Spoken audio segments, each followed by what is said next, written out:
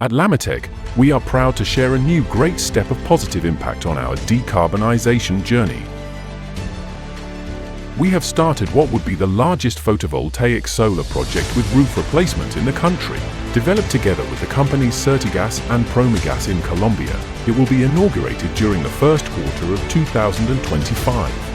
With a total of 20,000 square meters of roofs, the project will avoid the emission of approximately 1,655 tons of CO2 per year, equivalent to the absorption capacity of 1.9 hectares of forest. It will have an installed capacity of 2.3 megawatts peak, and it will have more than 3,710 panels installed on the roof.